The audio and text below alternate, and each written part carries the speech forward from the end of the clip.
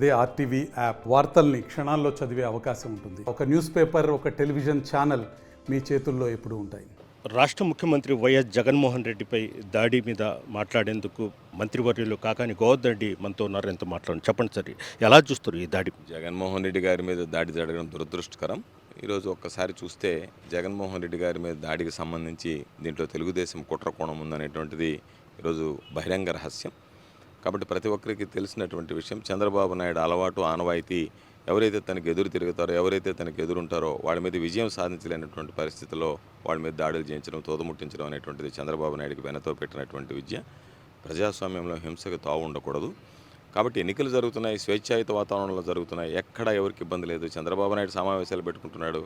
మనం ఒకసారి చూస్తే చంద్రబాబు నాయుడు నిబంధనలని 10 మందిని చంపేసినటువంటి చంద్రబాబు నాయుడు కూడా ఈరోజు రద్దీగా ఉండేటువంటి ప్రదేశాల్లో జనం తక్కువ అవుతున్నారని చెప్పి గొంతుల్లో సందుల్లో ఈరోజు సమావేశాలు ఏర్పాటు చేసుకుంటున్నాడు.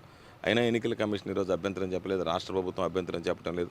ప్రజల ప్రాణాలను పణంగా పెట్టి ఈరోజు ఆయన సమావేశాలు సభలు జరుపుకుంటూ వెళ్తూ ఈరోజు వాటికి సంబంధించి జనం నిలవకపోవడం, రాకపోవడంతో జగన్మోహన్ రెడ్డి గారికి ఈరోజు జనాలు విపరీతంగా రావడంతో దాన్ని తట్టుకోలేక, జీర్ణించుకోలేక ఈరోజు దాడులకు పాల్పడుతున్నారు. ఈ దాడిని మేమంతా ఖండిస్తున్నాం. తప్పనిసరిగా జగన్మోహన్ రెడ్డి గారు ఇటువంటి వాటికి భయపడేటువంటి వ్యక్తి కాదు, భయపడేటువంటి మనస్తత్వం కాదు. ఖచ్చితంగా రేపు రాబోయేటువంటి రోజుల్లో మరలా వైఎస్ఆర్ కాంగ్రెస్ పార్టీ ప్రభుత్వం జగన్మోహన్ రెడ్డి గారు రావడం ఖాయం. భగవంతుడు ఈరోజు జగన్మోహన్ రెడ్డి గారిని కాపాడి ప్రజల దగ్గరికి మరలా తిరిగి పంపించాడు. కాబట్టి తప్పనిసరిగా జగన్మోహన్ రెడ్డి గారు ముఖ్యమంత్రి అవుతాడనేటువంటిది ఎటువంటి సందేహం లేదు. జగన్మోహన్ రెడ్డి గారికి తెలుగుదేశం మీడియా చెప్పినట్టుగా సానుభూతి అవసరం లేదు. ప్రజల్లో ఆదరణ, ఆప్యాయత కలిగినటువంటి వ్యక్తి.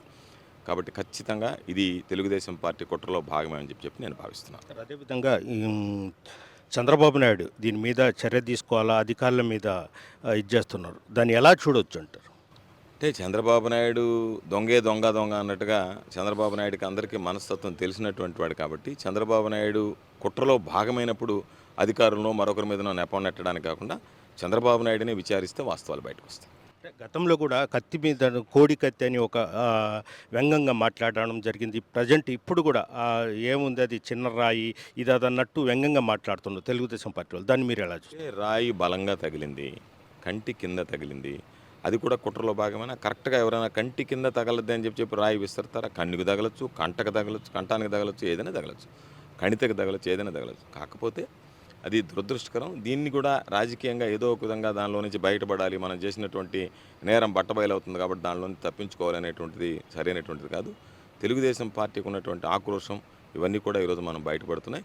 ఖచ్చితంగా వీటన్నిటిని కూడా లెక్క చేసేటువంటి పరిస్థితి ఉండదు. దీని మీద పూర్తిస్థాయి విచారణ జరపాలని మేము కోరుకుంటున్నాం. జగన్మోహన్ రెడ్డి మీద జరిగిన దాడి అనుకల కుట్ర దాగి ఉందని కూడా కాకాని గోవర్ధన్ రెడ్డి చెప్తున్నారు. వీడియో జరిగిన ప్రదీప్తో గయాజ్, ఆర్టీవీ నెల్లూరు నుంచి.